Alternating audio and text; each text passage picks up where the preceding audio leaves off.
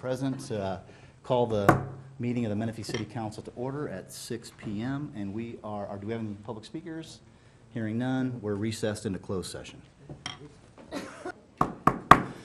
Good evening, ladies and gentlemen. I reconvene the meeting of the Menifee City Council from closed session. Mr. Melching, do we have a report out from one of our items? No, Mayor. There is no reportable action for either of the items. Thank you. Madam Clerk, will you call the roll? Yes, Councilmember August. Councilmember Furman. Councilmember Denver. Deputy Mayor Edgerton. Mayor Mann. Here. Thank you. On to words of inspiration, Pastor Paul Kruger, New Hope Community Church. Paul. Feel free to join me if you wish, in bowing your heads. Lord God, we thank you for this country that we live in. We thank you for the freedoms it provides. We thank you for your graciousness in helping us build this country. We pray for that to continue tonight, for wisdom to prevail. Lord God, for wisdom over this body as they make decisions. We pray for our armed services abroad that are keeping those freedoms safe as we speak. We pray for the wisdom of all of our elected officials. Bless this night and keep us safe, Lord God, as we make decisions that are going to affect our futures here in the next month, and be gracious to us as we choose to take a path of wisdom. In Jesus' name I pray. Amen. Amen. Mr. Denver, would you lead us in the flag salute? Please join me. I pledge allegiance to the flag of the United States of America and to the republic for which it stands, one nation, under God, indivisible, with liberty and justice for all. And we have a special presentation tonight with the Tri-Valley Menifee Pageant Court for the last year. If you would join me up front, gentlemen.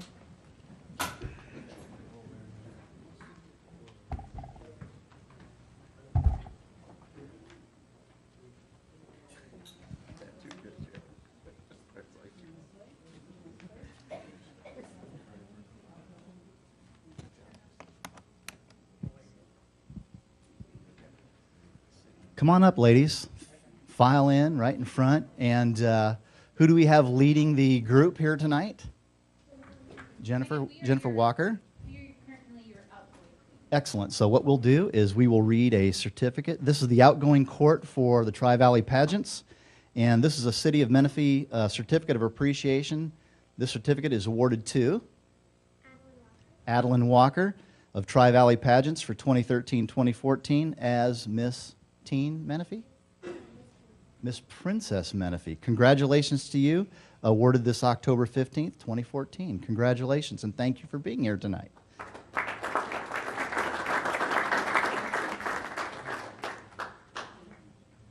And I understand there's only two of the outgoing court. Here. Mm-hmm. And this is presented to Ms. Jennifer Walker as the Tri-Valley Pageant 2013-2014 Mrs. Menifee. Congratulations to you. Thank you.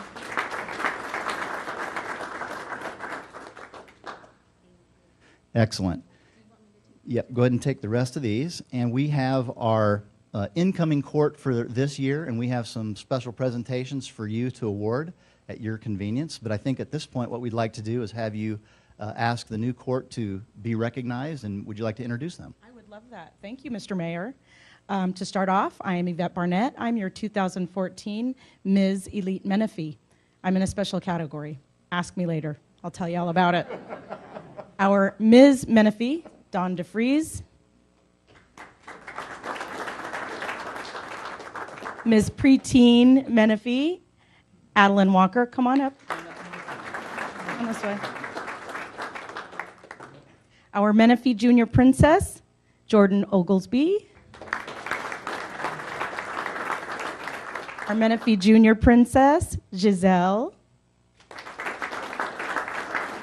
Miss Junior Preteen, Summer. Miss Teen Menifee, Juliana. And our Miss Menifee is Alina.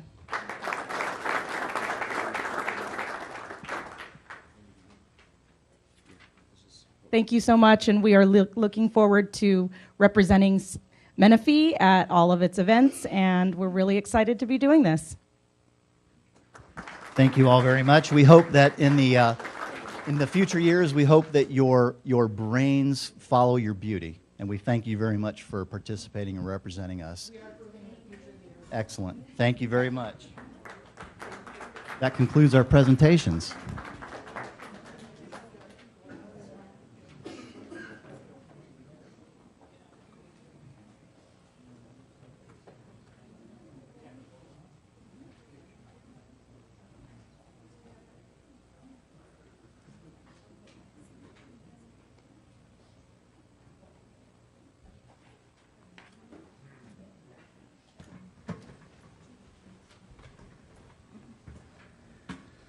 Okay, on to agenda item 5.2. We have a couple more presentations. Mr. Johnson. Thank you, Mr. Mayor, members of council. Tonight we have an update on the recent completion of the Quail Valley paving. That'll be brought to you by your city engineer, public works director, Mr. Jonathan Smith. Easy for you to say. Thank you, city manager, mayor, and city council.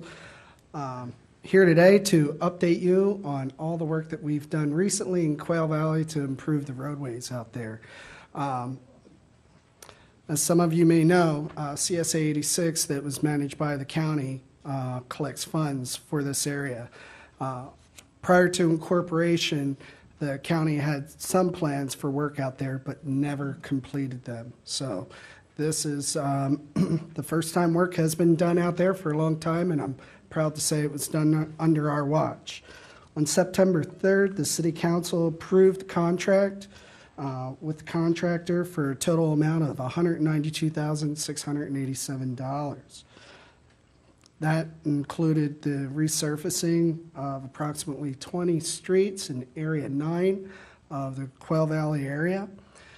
This process included the placement of, not to bore everybody with the details, oil, rock, and emulsion on top of the rock to provide a durable all-weather surface, greatly improving the roadway. There's some before pictures here on the left after the placement of the material. I have a sample here if anyone wants to see it.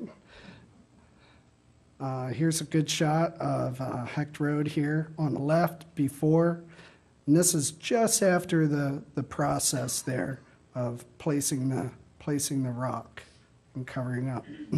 Here's an example of Casa Bonita Drive. On the left, after the placement of the material, we have to wait a few days before we place the striping. The striping has been completed, and on the right, that's what it looks like with new striping out there.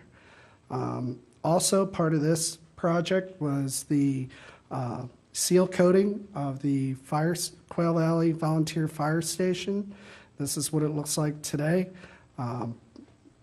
It looks much better than what it did out there. That, in a nutshell, is everything that we completed out there. Any questions? Mr. Johnson? Thank you, Mr. Mayor, members of council. I just want to share with you how proud I am of staff. We brought Jonathan Smith on here as our second public works director, city engineer, and I think he's done more in the last 2 years than what we were able to accomplish in the first 4 years. And he and his staff are to be commended for really taking an untenable situation and making a really good solution out there for the streets. It's difficult when there are funds set aside for a specific purpose and given to you in a specific time frame to be used, and you know, the economy changes and economies of scale change, but I think we got more out of this project with the money that we had than we would have before. So thank you, Jonathan, and your staff. Mr. Furman?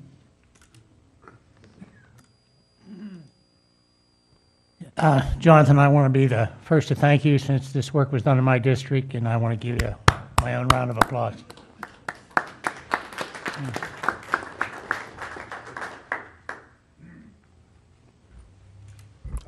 Also, Mr. Jonathan, I want to thank you for showing me the pictures, and that's exactly what I want the parking lot in the Cherry Hills Plaza in Sun City to look like. So this is phase one of the citywide pavement management plan, is it not? And we're starting here, and there's more work to come in the future. That's correct. And what can we expect on the horizon? What's the next phase of the pavement management plan? So what we can expect is some additional work on Newport Road, on the west side of Newport Road from Hahn to Bradley, upcoming in the future. Some work on Encanto Drive. And there's a series of other streets in the north part of the city, Sun City area, that will be doing some work on crack filling and so forth. So you will see continued work on our streets as we move forward. Excellent. Thank you, Mr. Smith. Any other questions? Thank you, Jonathan. On to agenda item 5.3, update on park improvements. Thank you, Mr. Mayor, members of the council. We have an update on recent park improvements. Our Community Services Department, led by Robert Lennox, has done some phenomenal things recently to improve these parks that have been in existence for quite some time, giving them a facelift. So the report is by Robert. Thanks. Thank you, City Manager Johnson, Mayor, and members of council. Some of this may be a little bit repetitious, so I'm going to go through it quickly, but I will also highlight the stuff that's in process and recently completed. So I'm sorry, let me go back there. As you can see, we've to date spent about $184,000, which is a combination of our park diff, trails diff, as well as some fund balances from special districts to do some of these improvements. Namely, though, over at Audie Murphy Ranch Sports Park, we had to do some retrofitting of existing facilities once the park was handed over to accommodate public use. As we noted, many of the amenities that were included in the park when it was turned over were not of commercial grade, so we had to do some upgrades there. Again, you've seen many of these before, installation of a surveillance camera, the skate park, park signage, park benches and trash receptacles, which are on order and soon to be installed, and then changing out some of the doors and restroom fixtures for that use as well. Also over at Audie Murphy, in the skate park itself, there were some warranty issues related to the condition of the skate park after about a month or so of use. It saw a lot of use, and so we called up the skate design construction company that did this park and let them know. They came out and free of charge made the repairs to all of the damaged features in the park. So additionally, we've been doing a good amount of park signage at all of the parks, putting up new rules and regulation signs, monument signs, and the like. And this extended to all the parks. This is actually still in process, but we've completed about 70% of the parks re-signing. I did update the council, I think, about 2 meetings ago on 2 projects. One is a Lyle Marsh Park Planner renovation project. This is completed.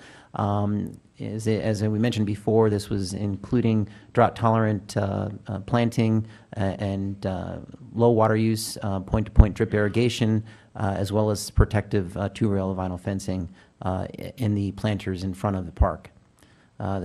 In addition, at Lyle Marsh Park, we recently completed a irrigation booster pump replacement because water pressure in the park was an issue to ensure that the grass and other plantings stay green throughout the year.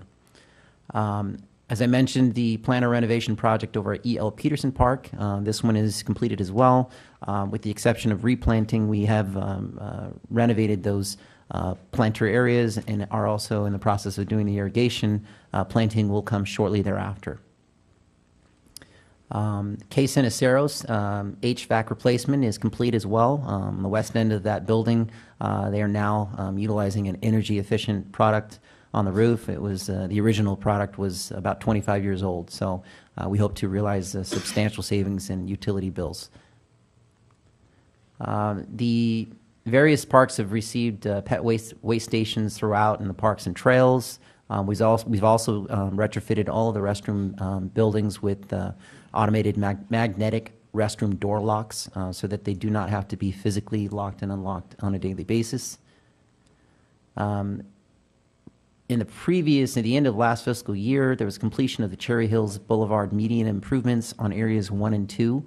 Essentially, that's Cherry Hills at the intersection of Cherry Hills and Bradley, headed westward. And so, as you can see, the before and after, before on the left and after on the right, this project is being continued right now and under construction today. it started actually, I believe it was on Friday. You can see Area 3 under construction, and on the picture on the top left will show what it should look like when it's completed and those trees are mature. Again, drought-tolerant plantings with point-to-point drip irrigation in the median right away.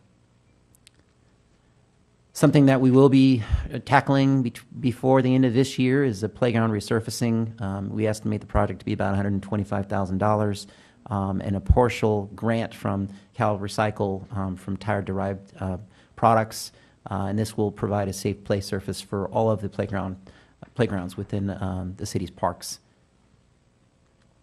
And so a short list of projects remaining through the rest of this year. Most of these are just purely enhancements and replacement of deferred maintenance items throughout. But some pointed items I want to, or some items I want to point out include resurfacing of the parking lots in a number of the parks themselves and restriping of courts as well as parking lots. Again, many of these facilities have not been touched in a long time, and so we're focusing our efforts on really fixing these up so that the residents can enjoy those amenities. A couple of things just to thank community services staff who've worked really hard on these in addition to just maintaining the parks on a daily basis. Alan and Margarita in particular, who have put in a lot of time and effort in pulling double duty to get these things done. So that concludes my update. Thank you, Mr. Lennox. Mr. August? Well, thank you, Mr. Lennox, and thank you for the good work done on Cherry Hills. And let me follow that up by asking you a question. Is there any consideration, do you have any plans to work on the median strip on Sun City Boulevard between Cherry Hills and McCall? Just asking. Not immediately. There is additional phases to or areas to the Cherry Hills project that will continue up that direction. I'd have to look specifically at the area you're pointing out, though. Okay, thank you. Mm-hmm. Mr. Johnson? Just to pop in there and give you a little additional information, the idea was to travel down Cherry Hills westward towards Sun City, move up north to McCall, and then handle the McCall.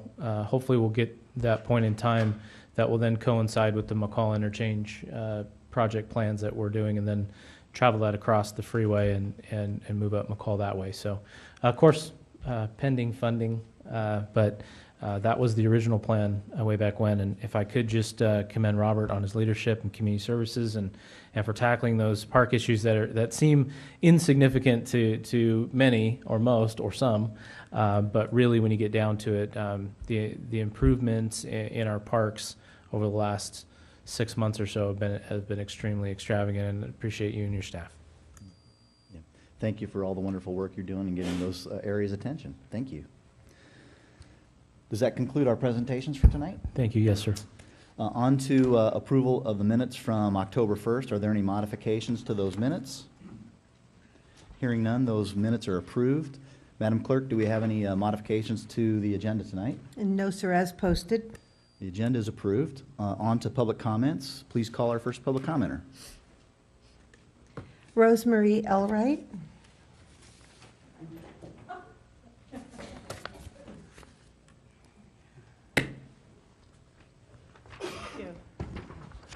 Thank you, Council. First of all, I would like to thank you on behalf of the association for the continued improvements along the Cherry Hills median.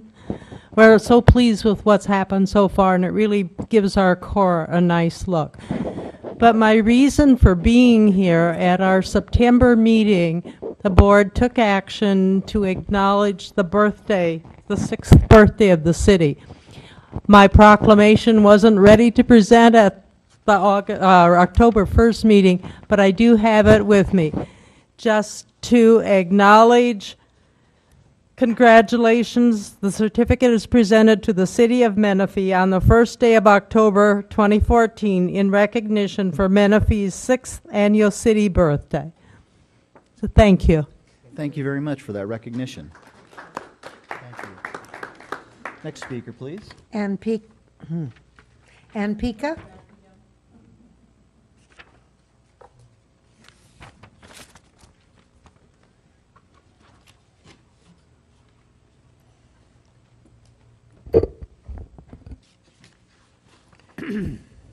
Mayor Mann continues to be unwilling to admit when asked if he paid for the negative flyers on his opponents back in 2012 at the candidate forum held by Menifee 24/7.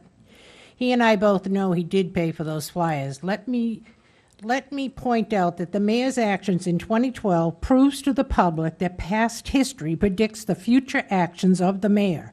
If he is not truthful in the past, he will not be truthful in the future, and that is not someone we want as the mayor of Menifee. The public needs to ask if the mayor was willing to violate the FPPC rules during his campaign in 2012. How many other violations has he committed since being in office? You tried to do a smear campaign on Menifee 24/7 against your opponent, Paul Wiggins. That backfired on you once I let the cat out of the bag that you paid for the flyers in 2012. And now we come to those signs that are going all over town to fire Tom Furman. 1, 3, and 4 are not even Tom's districts. Signs are approved by the Inland Empire Taxpayers Association of Riverside, California, that was founded by Chris Mann. Of course you will claim you don't know Chris Mann. Let's see, Scott Mann was the president of Menifee Taxpayers Association prior to getting elected. Chris Mann was the founder of the Inland Empire Taxpayers Association. The Fire Tom Furman signs are made by the same manufacturer as Scott Mann's signs, the same size and color, and hung beside his signs. My, it's hard to believe that they are not connected, and seeing the dirty tactics you're willing to take in this campaign, it is my opinion, it is no coincidence, and both are connected to you. You're part of this mayor campaign on Tom, just like you sent the email to the city attorney to go after him when you lost your council seat in 2010 that cost us, the taxpayers, over $300,000. I say fire Mayor Scott Mann in 2014 for the good of the city of Menifee. No one on the city council has responded to my request for an investigation on Scott Mann. This council voted yes on a 32-page unfounded allegations on Tom Furman to be sent to the FPPC. Mr. Mann, I will not hide behind any organization, but will clearly sign my name on any and all signs that specifically state Fire Mann Scott Mann for mayor of city of Menifee. And we'll put them all over town, just as you've done to Tom Furman. Two can play this game, Mr. Mann, and it does not end on Election Day. Excellent. Thank you very much for that input. Next speaker. Gary Grant.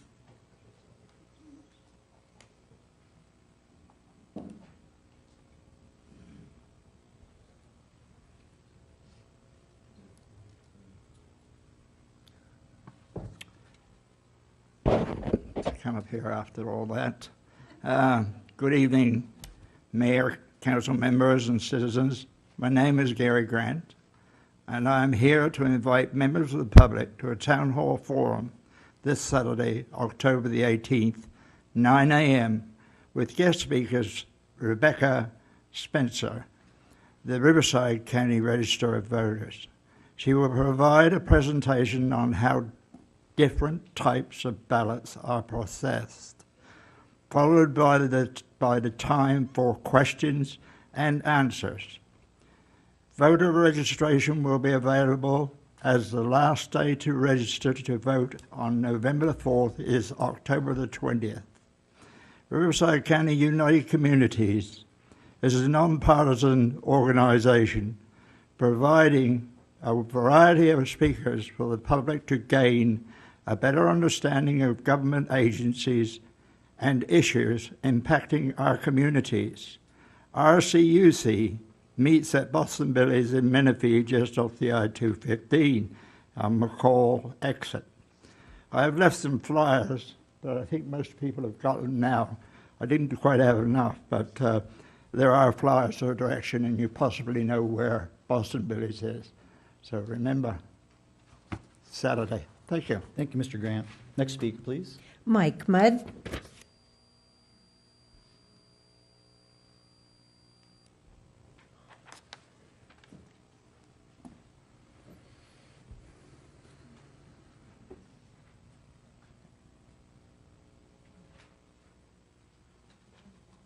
Can you?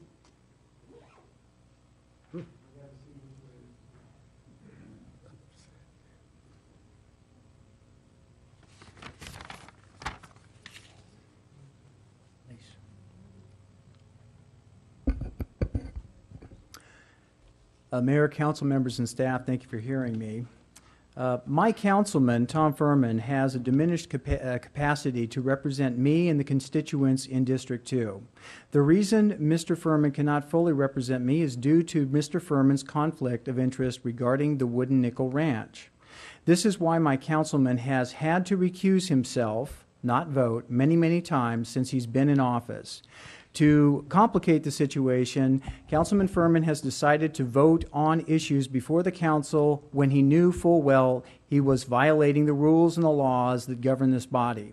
Regardless of the advice of the city's legal counsel to sustain from voting on issues that would create a conflict of interest.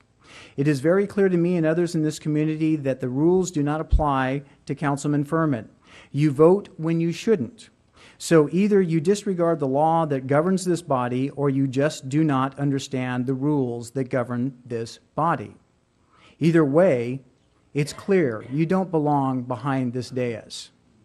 The action to investigate Councilman Furman began over a year ago and was initiated by this council. The council voted unanimously to have the city attorney begin an investigation by the Riverside District Attorney's Office and the Fair Political Practice Committee.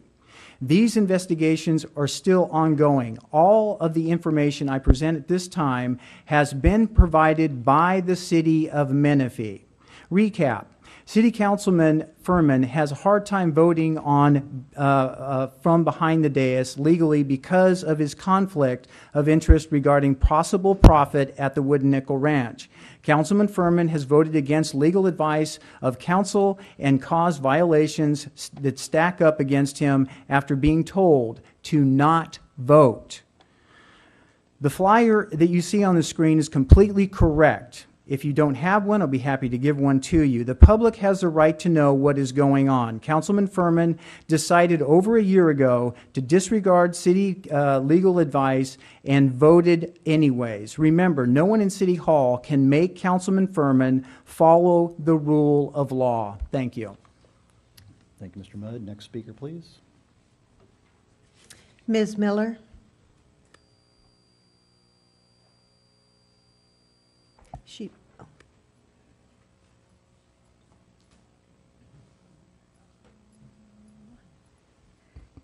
Good evening, Council. We need leadership that recognizes the impact of development on the next generation. Leadership that doesn't allow more open space to be covered over in Menifee.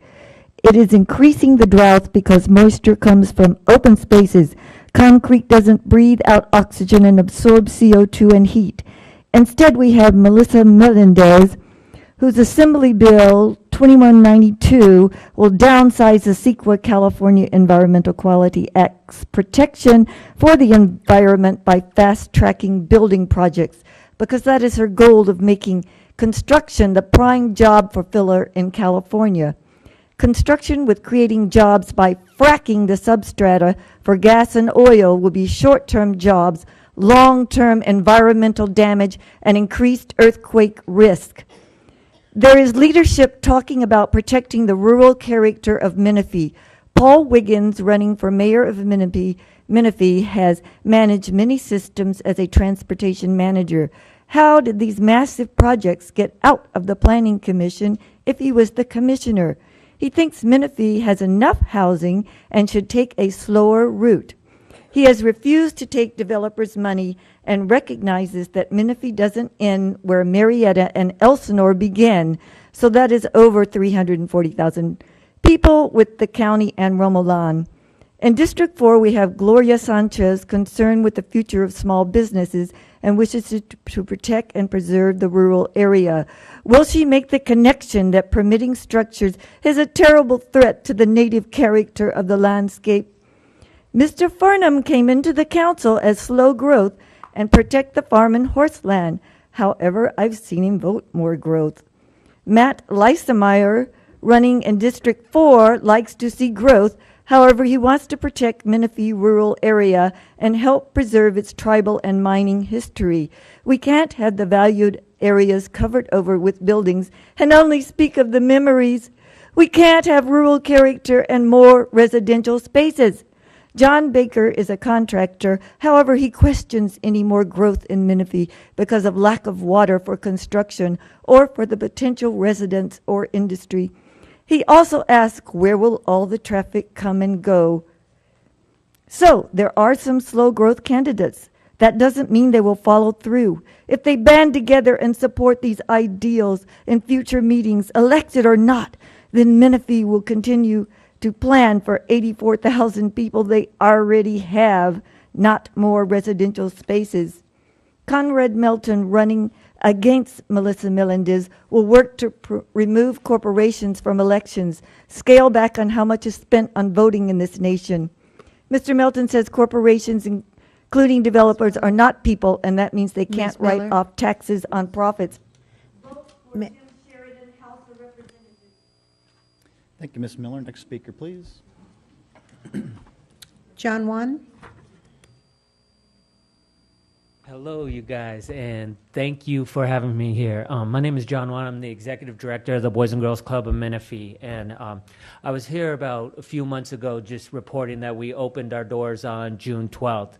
As of this week, we have over 420 members. We're averaging about 100 new members each month. Our membership rate is an annual fee of $20 a year. A child can attend the club from 2:30 to 6:30. We offer a snack after school, homework assistance, dinner, and then enrichment programs for only $20 a year. So it's a great deal for our families. Right now, about 34% of our families are on free and reduced lunch. So we are definitely impacting the families that need us most. So thank you for supporting the Boys and Girls Club. Thank you, sir. Next speaker, please. John Baker?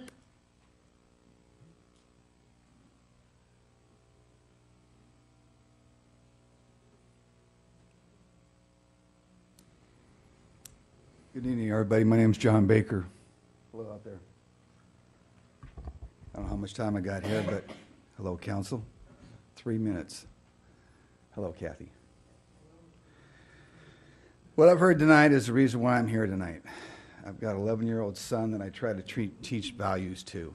One is integrity. One is honesty. And one is to go from the gut and be heartful. And sitting out there again tonight, I hear it again and again and again. I'm running for the council. This is not my platform. My platform tonight is to say I'm resigning from running.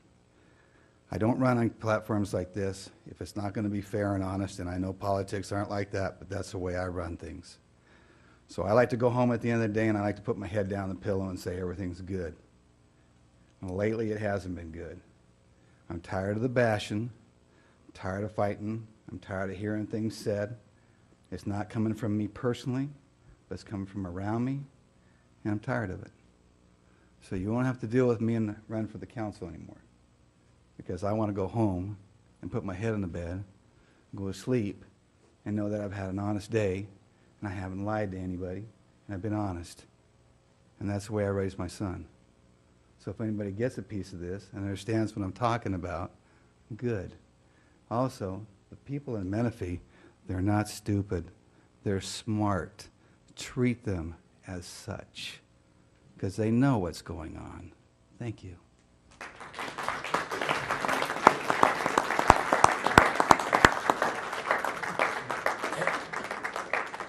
Next speaker, please. Linda Thorsch?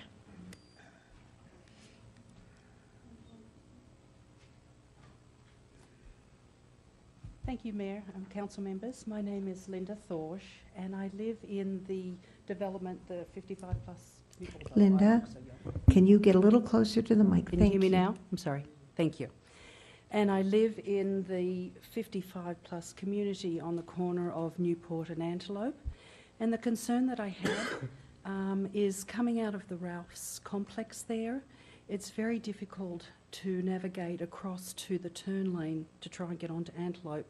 And the point that I'm making, with it being a 55 plus community, my concern is that we are going to have an accident one day. I don't know if that's going to show, Nick.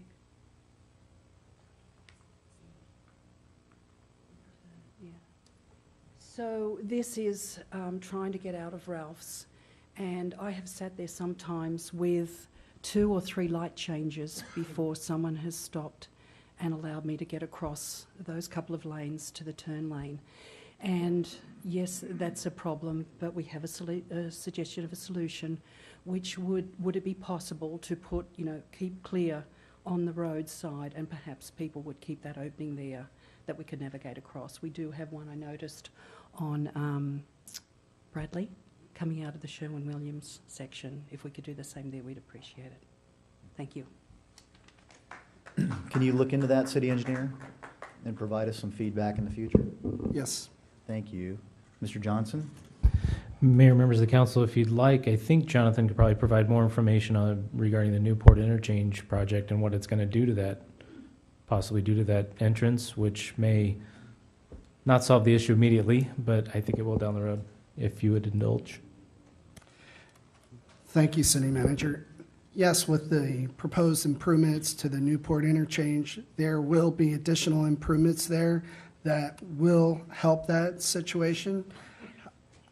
I recognize that we are experiencing many difficulties in that intersection, and I will take a look at interim solution that will Band-Aid us over until those improvements are in place. Thank you, Mr. Smith. Next speaker, please. Katie Manier.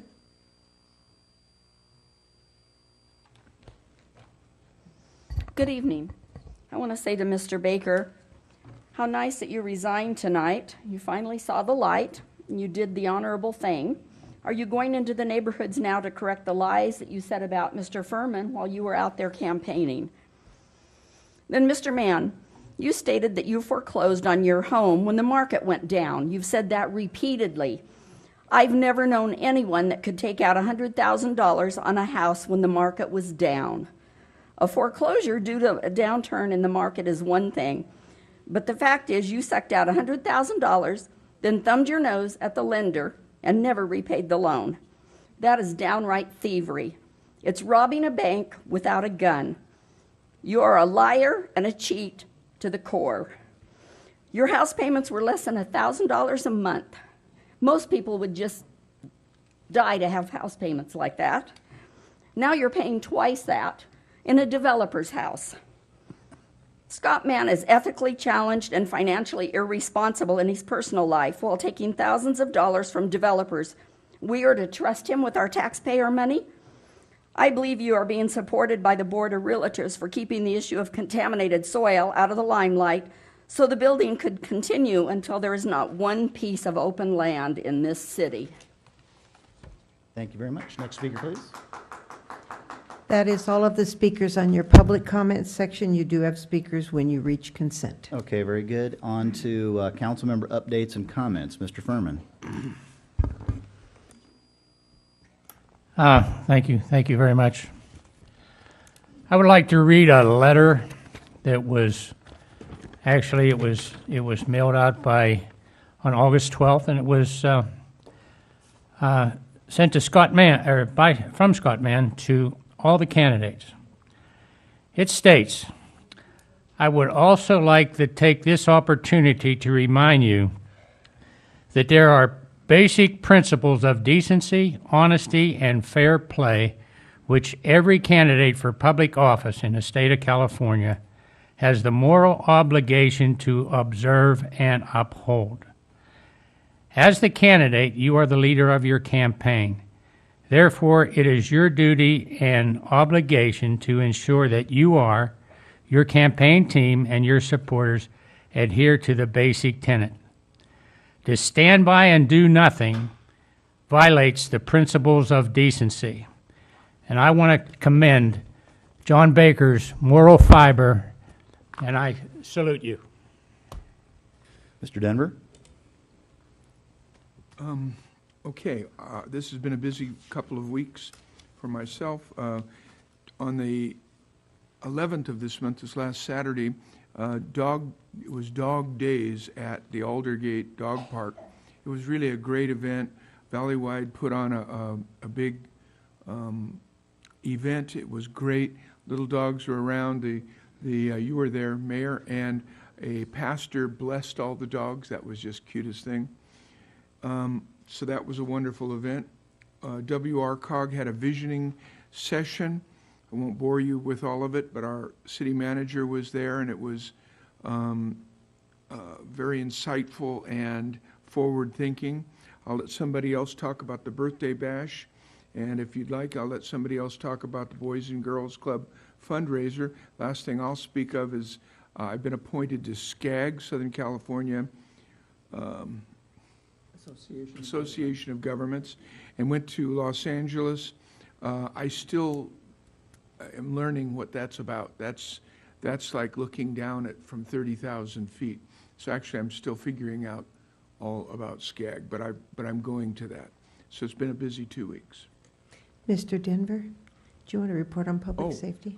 Sorry. The Public Safety Committee met yesterday on the 14th to hear updates from the police, fire, and both animal control and the animal shelter providers.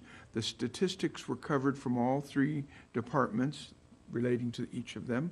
The staff reported that they're still working on an updated summary for an information sheet to assist with services currently available for businesses in dealing with vagrant or homeless individuals. Our next meeting will be in November. Thank you, Mr. Denver. Mr. August? Also at the public safety meeting yesterday, we've got our monthly report from police and fire. Yesterday morning, I attended the Senior Citizens Advisory Committee for the City of Menifee, and I want to again commend the members of the committee for working on serious senior issues. And again, they're continuing to proceed along with a possible caretaker ordinance for the City of Menifee. And they almost, at the Senior Citizens Advisory Committee, almost have in attendance almost as many people as are here in attendance tonight. So I don't know what they're selling, but they're doing a good job with the public. Thank you, Mr. August. Mr. Denver? Excuse me, Mr. Edgerton? Yes, I just had a comment about the political climate. It gets rather amusing. I saw a video, it's gone viral, and I think some of you probably saw it, about one of our congressmen having a discussion with one of our admirals about putting more forces upon a particular island, which was very narrow on one end and very broad on the other end. This is real, folks. This really happened. It's amazing the depth of knowledge that some of our congressmen have.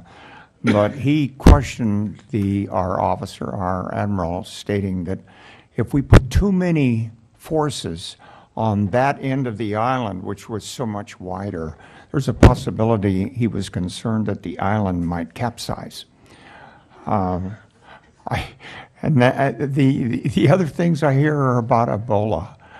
I noticed that the Republican Party is hammering the Democratic Party because of the faux pas of the president. Indeed, he's guilty of those, but I doubt that the Democratic Party is guilty of Ebola.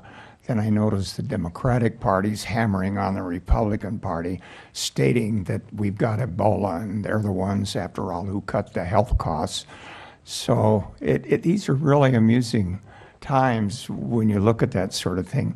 The bottom line for me, whether you're talking about the president or the congressman or a councilman, is how do we get the special interest money out? I still go back to McCain's position, Senator McCain, that when you have poor systems or systems that are dishonest, they can often make honest people do dishonest things. And I think that's the result of the way we finance our campaigns. I've really come around to the point that we really need public financing of campaigns from the top right on down to the council, so that the elected officials will respond to you and not to special interest. I'll keep pushing for that while I'm on the council. I realize we have some roadblocks by the First Amendment, but there are some ways to get public financing and get these special interests out of our campaigns. Thank you. Mr. Furman? I'll make actually one more comment. There's a lot of mailers, flyers, signs, and and someone that is connected to a politician is spending $30,000 on a smear libelous campaign. I hope that you people out there can see through this all and evaluate and vote for the right candidate. Mr. Edgerton? Well, in the midst of all that, I'd like to thank the well-wishers that are in the audience and elsewhere that are not here tonight, and I'd like to thank city staff and those members of the dais up here for your words and acts of kindness during my wife's 6-day hospital stay. I really appreciate that. Had some emergency surgery that we had to deal with, and all things aside from that didn't really matter too much for those 6 days, but I appreciate all your thoughts and prayers. Thank you very much. On to the consent calendar. Do we have any public speakers on the consent calendar? Yes, sir. Mr. Grant Yoders?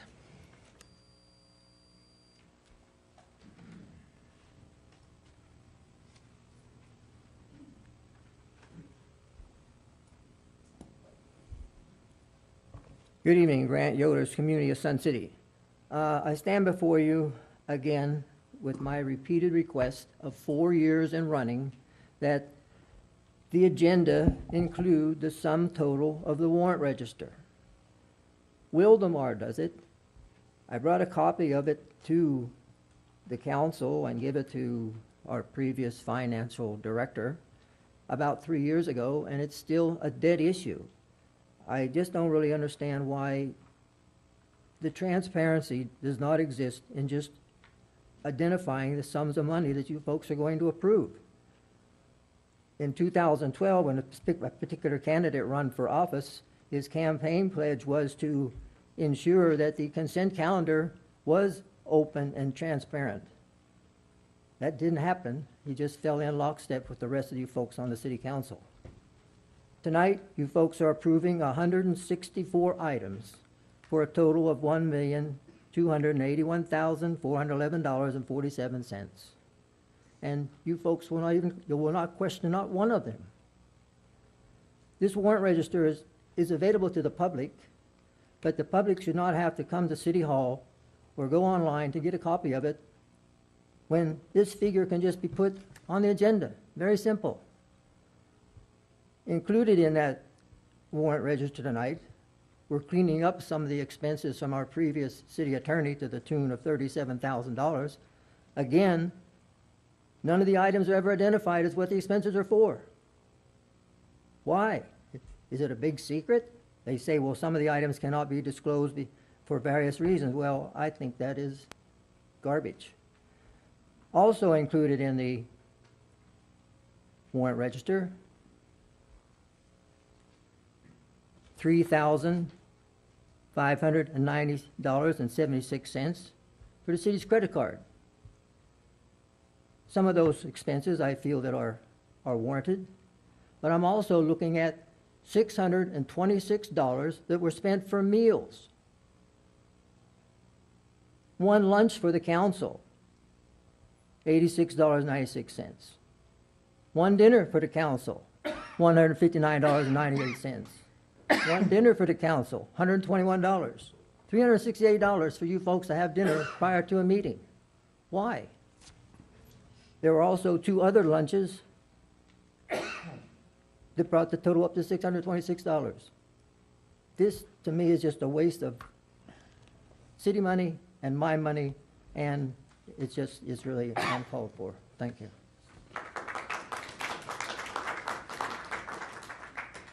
Do we have other speakers on the warrant register? Yes, On the sir. consent calendar? Yes, sir. Thank you. Ms. Miller?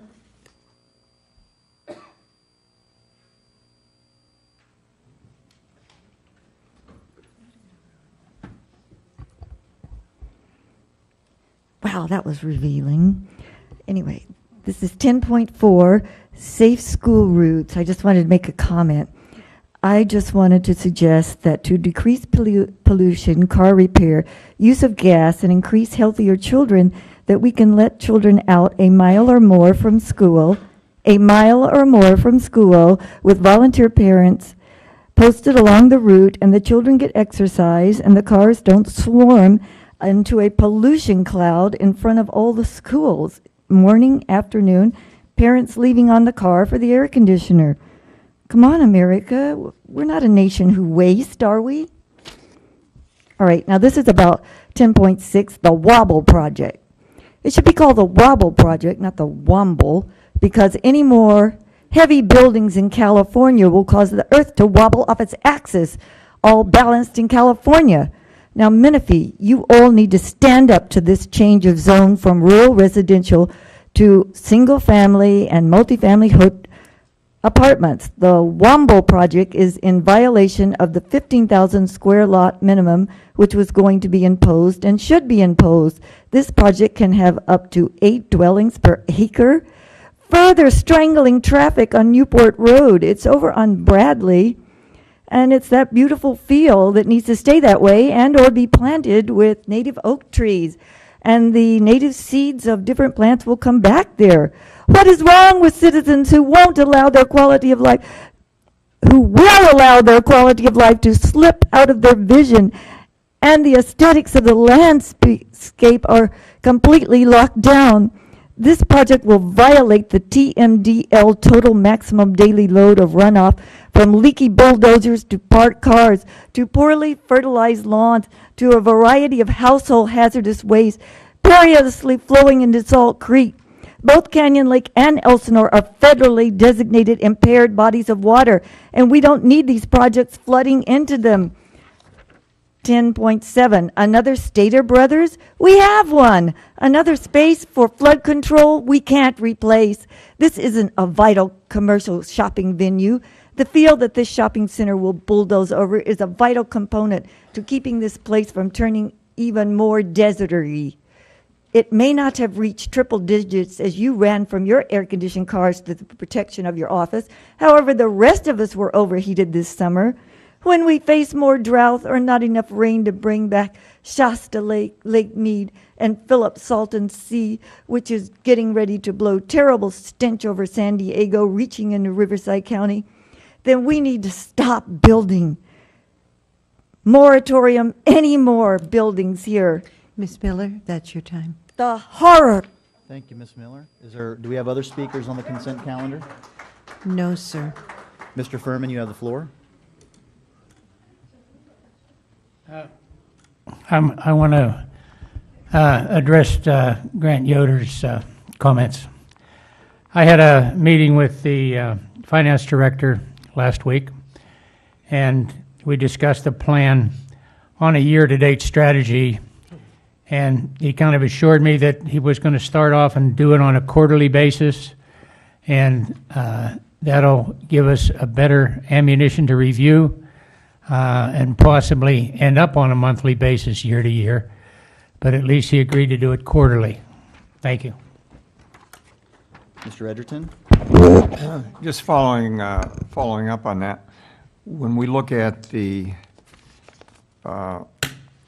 expenses, are the elected officials' expenses broken out by person and identified? Mr. Johnson? I believe in the warrant, back of the warrant register, it is by credit card number. Well, that doesn't tell the public anything. It does when you review it, and it shows who the credit card number is for.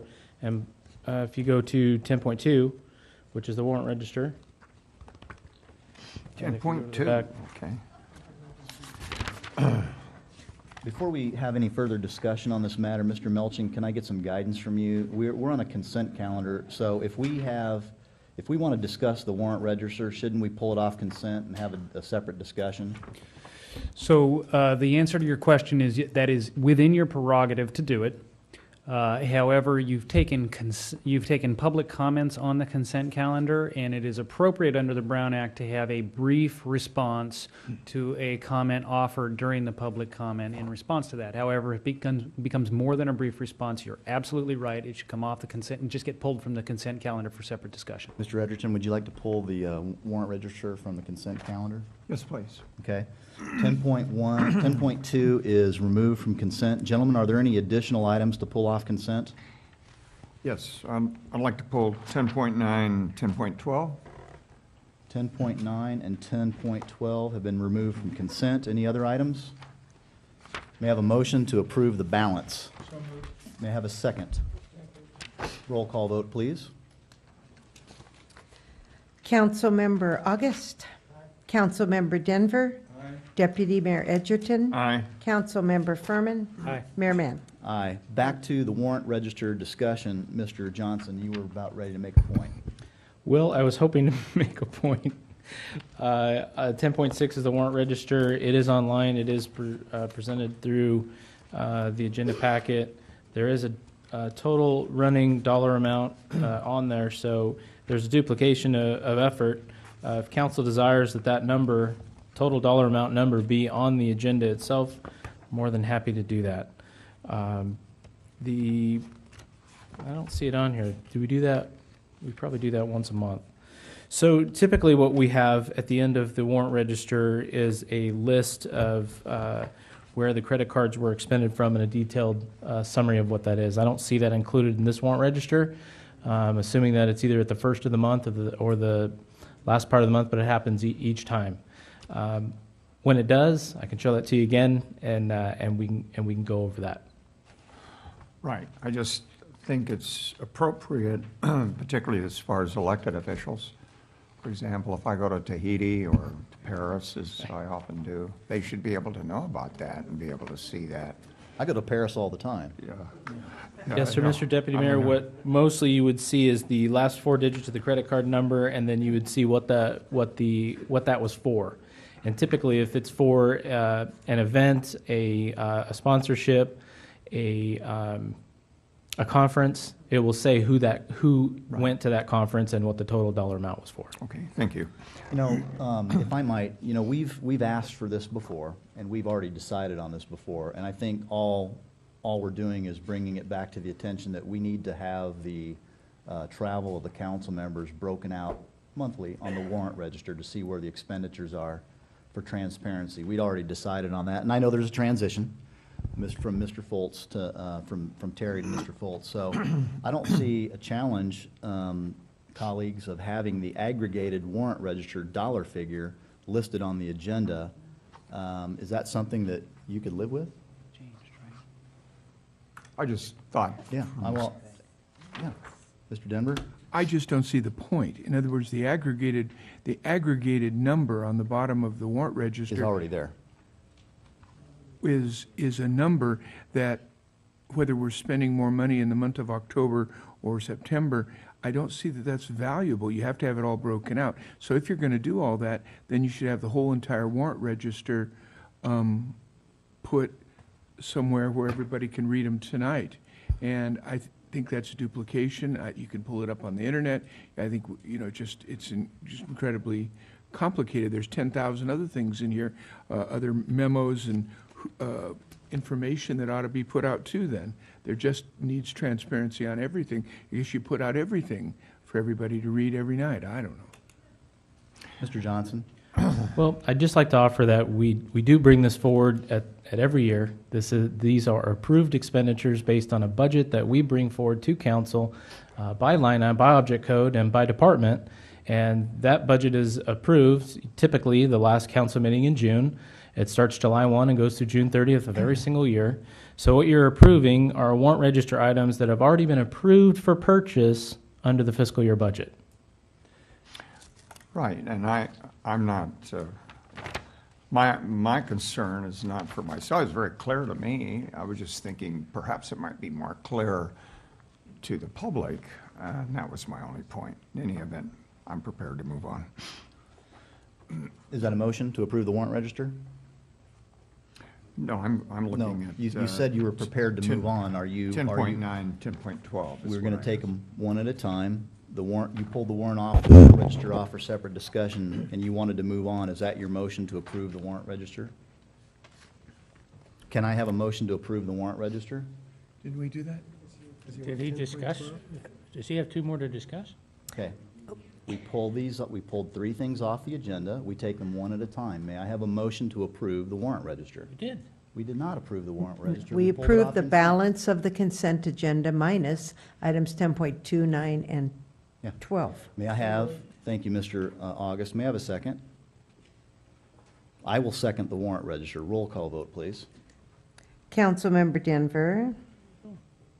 Aye, I think. This is item 10.2, the warrant register, which was pulled separately for consideration. Deputy Mayor Edgerton. Aye. Councilmember Furman. What are we voting on? Just 10.2? Yes, sir. All right, Just 10.2. okay. Is that an aye? Aye. Councilmember August and Mayor Mann. Aye. Thank you for item 10.2. Yeah, that was more difficult than the valley-wide vote. On to agenda item 10.9, adopt resolution, authorize signers to transact business with Union Bank on behalf of the city. Mr. Edgerton, you have the floor. Yes, just clarification on this, I suppose, perhaps even for the public again. It says, authorize signers to transact business with Union Bank on behalf of the city, and then any one of us on the city council can be a signer. Does that mean I can run down and write a check? Help us out here, clarify why we have all of the council on there, and what does that mean, Mr.? Thank you, Mr. Deputy Mayor. We have a change in our staffing, which we have a new finance director. We need to go through and do each one of our signature authorities over again, and that's what this item is, placing Mr. Foltz on that list. And typically when you do that, you have to have that page re-signed all over again. Okay. So what are the implications? Do you use a rubber stamp for each one of the council, or how does that work? How does that Typically, the city clerk would handle that for you, and you'd sign your form, and you do it one time, and then you wouldn't have to do it again, unless there's another change in staff. Okay, good. Okay, move approval. May I have a second? May I have a second on the motion? Roll call vote, please. Deputy Mayor Edgerton. Aye. Councilmember Furman. Aye. Councilmember August. Councilmember Denver. Mayor Mann. Aye. Thank you. Agenda item 10.12 was removed for separate consideration. Mr. Edgerton. Right. That's really good news. I'm happy to see the Metrolink station potentially coming into Menifee. Just a question. Have we had a discussion? It says we're supporting the Metrolink station in the Romoland area. Is that a decision we've made? Is this something we've discussed with the public?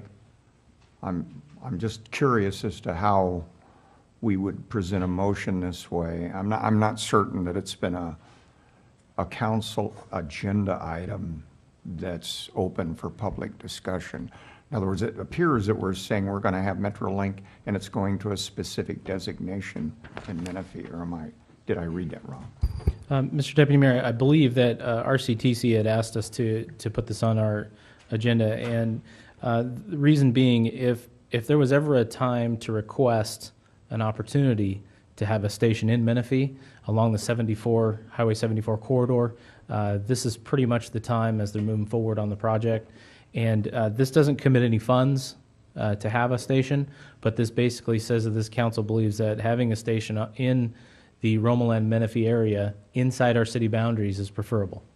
And should there be an option in the future? Do we have any options with our CTC in reference to designation of where that Metrolink might go? Or Well, I think this is the first start of a conversation that if they were to receive this resolution from this council supporting a station in that area, then that would be an opportunity to have a discussion on that topic.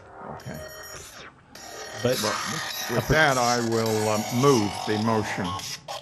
We have a motion to adopt a resolution of support to RCTC for a potential Metrolink station in Menifee. Is there a second?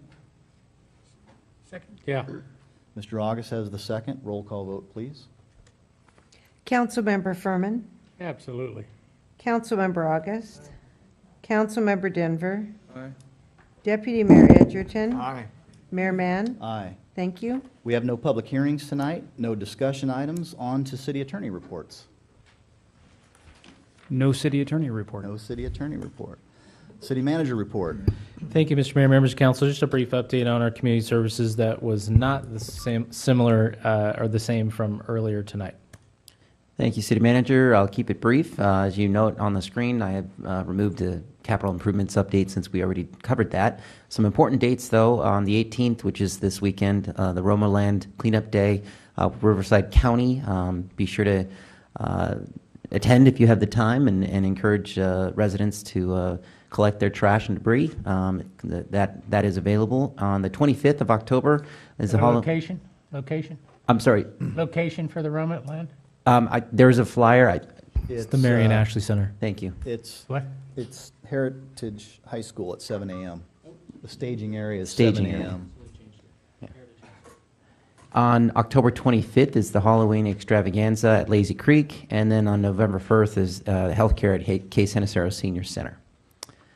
Quick update on committees and commissions. The next meeting for the Park Rec and Trails Commission is October 23rd. Things that are being discussed right now are a docent program, Quimby Mitigation Act fees, and Art in the Park. And Senior Advisory Committee, as was mentioned by Councilmember August, currently are discussing senior transportation and caregiver ordinance. And the next meeting is on October 28th. The Youth Advisory Committee will be having its second meeting of the year on the 27th, and they'll be discussing an annual project and then also a meeting schedule for the rest of the year. And then quickly on the operator service agreement with Valleywide. So far, classes and facilities, we're still having some challenges in getting a registration system fully operational. Currently, the public is not able to register for classes online. So we've been working with the contractor on getting that up and running. Field allocations for sports groups are in progress as the sports seasons are approaching, and we are negotiating contract class instructor agreements with various service providers through both centers at Lazy Creek and Case Geneseo Center. Landscape maintenance staff is in conjunction with the contractor have been completing audits at Audie Murphy Ranch, La Ladera, and Lazy Creek Parks. And then finally, on the additional work, which was the additional $100,000 for the year, we have about 76% of the contract remaining. In September, about $5,226 were expended, and then in October, $18,740 were expended. That concludes my report. Thank you, Mr. Lennox. Mr. Johnson, does that conclude the city manager report? Yes, it does. Thank you, sir. Mr. Furman? I just wanted everybody to know, I'm pretty sure that anybody that lives in Menifee, Mr. Johnson, anybody that lives in Menifee can participate in a cleanup. Is that correct? It's actually being hosted and sponsored by the Riverside County, I think it's Marion Ashley's district office. So it technically is for anyone in Menifee, although I'm not sure if they're checking for registration. Some of us, our staff, will be out there combing the Roma Land area for rogue tires and trash that are in our public right-of-way. Okay. On to council member future agenda requests. And lighten them up. Mr. Denver, you're first. I noticed on the items for future agenda items, the fences in the Roma Land area, Highway 74, are not on there. I was under the impression that we'd already kind of decided that we were going to look into a mechanism, whether it be county funds or whether we were going to come up with a mechanism to repair those fences. There's 7 large holes in there on Highway 74. Can we put those on the items agendized for future agendas? We can. Did we not address this in our capital improvement program? I mean, it's been, Mr. Denver has requested it a few times. Yes, it has been on our agenda, but at some point those holes were filled, were fixed. Now they're back open again. So if you want to put an agenda title or topic for ongoing maintenance and I guess a funding source, because again, it's not our fence, it's not our area. It does get fixed from time to time on occasion, and then unfortunately somebody comes and cuts the holes back in the fence. So we can add it for a agenda topic for discussion and allow the council to discuss your that desire? topic. It is my desire. Is there a second for that future agenda item? I'll give that a second. The second thing I'd like to talk about is activity signs. We have a real problem in Menifee having to do with the citizens knowing what's going on. Perfect example is the beautification event happening in Romoland. I don't think there's a person, I don't think there's very many people in town who know that's coming. When we have the birthday bash and all, it's really not known unless they read 24/7 or they're really pay attention to things. They don't know these things are coming. What I would recommend, if I could get a second, is for us to take, at this point, maybe 4 locations in town on a utility pole, the electric poles presently used for the military banners, pick 4 of those, and then as we can, put banners up advertising the events that the city is putting on and/or nonprofits that the city is involved with are doing, so that these events can go up for, like, somebody'd have to work out the details. I'd argue 30 days before, and they have to be taken down within 7 days after, paid for totally by the organization that puts them up, but the city would have like they do with the banners, some small donation of some part, but it would be paid for by the organization or the city or whoever puts up the banner. The other choice is, if we don't do that, I'd recommend that we put up some large poles like they are in Hemet with the banners across a couple of places in town, so that we could put up banners, once again, at the expense of the activity, the expense of whatever activity it is. But those are very expensive. This idea I have is very inexpensive, and if I could get a second on that. Mr. August? I'd like to address that, and I'm not sure if I completely understand it. Sorry? But I believe we're in the process, and sometimes down the road, we're probably going to be dealing and addressing a sign ordinance issue. There's going to be many, many, many people in this city that want to put up signs and poles. And I think when you talk about something like that, to be fair to the public and non-discriminatory, I think they have to be brought into the conversation on that. I understand, and the sign ordinance is something that I'm looking forward to the discussion. This really doesn't have anything to do with that, because it has nothing to do with the purpose of the sign ordinance. The purpose of the sign ordinance, generally speaking, is the businesses of our community. Mm-hmm. These signs are not for businesses. What about churches? Not churches. They're not, unless the church is having a citywide event that the city co-sponsors, or it's some standard thing. If we have to do something to get where people know what's going on in town, we could do lit signs down the freeway. We could do large poles across the main road. We could do this. This will cost virtually nothing. Let's have a discussion on it then at Mr. a Johnson? later date. Yeah, go ahead. Thank you, Mr. Mayor, members of council. Just wanted to clarify, you're talking about additional banners on streetlight poles, correct? Correct. Thank you. So how about, instead of agendizing it for a council discussion now, how about if we leverage our recently appointed Youth Advisory Committee, and under Mr. Lennox's leadership, let that group discuss this. And I think what you're talking about is event marketing, other opportunities, other ideas for event marketing. How about if we let the Youth Advisory Committee sink their teeth into that and then bring it back for a future discussion?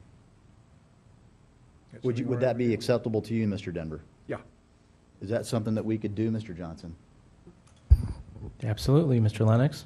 Thank you very much. Was that event it for your ideas for now, Mr. Denver? is. All right, Mr. Furman, you're up. I want to address the concerns of these meals we have before the council meeting. No one ever asked me, and whether I wanted it or not. I would prefer not. Maybe we can just get a consensus of the council right now that we quit doing it, or put it on the agenda for discussion.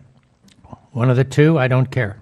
Why don't we, if you would be amenable to this, we have an election on November 4th. Why don't we address this with our next decorum policy revision, Madam Clerk? I think that would be the appropriate place to have that discussion for the new council. I mean, it's part of our routine. It's city business. We've done it since our incorporation. It's never been changed.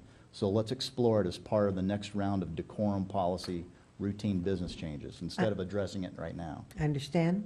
I mean, I'd be, if you would be amenable to that, Mr. Furman. I just want to do away with them ever we can, that's all. Well, it's not on the agenda tonight, No, so. I know. That's why I put it on future agenda requests. Mr. August?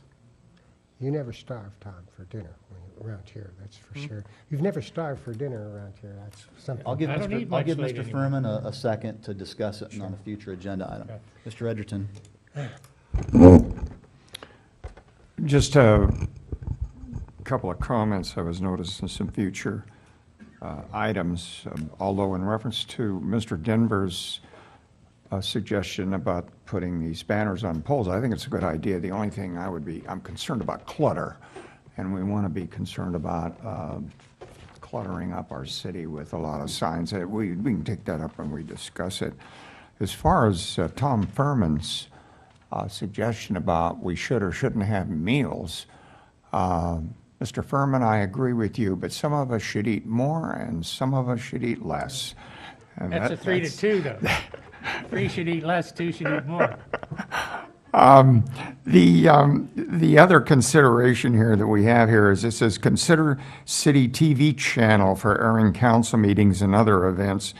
I support anything that's going to provide more information to the public. Obviously, I want to know what the cost is going to be, and that might be a serious consideration. As I understand it, it's not costly, but we ought to bring that as quickly as we can. We should be trying to disseminate as much information as we can to the public so that they're on top of things, and that'll give us a chance to get the feedback we need to properly represent them. Mr. August? Yeah, just releasing an update down the road in the future. We, the staff and I have kind of been kicking back and forth the possibility of going over and talking with one of the 25 or so owners over in the Sun City area plaza. There are some areas of the plaza over there that look like they need some attention. We do get complaints, and we do have some concerns with security, with condition, and things like that. I've discussed it with the mayor, and he says, I think he said, go forward, Greg, and get a hold of the owners and see perhaps ability if we can't bring back a merchants association or something like that to bring about kind of a unified concern back to the center with maybe a little bit of a renovation, improvement, revitalization, whatever you want to call it. And I think I'll be working with Mr. Johnson on that. I'll give you a second on that. Okay. Any other future agenda requests? Hearing none, we are adjourned, and we will see everybody on November 5th.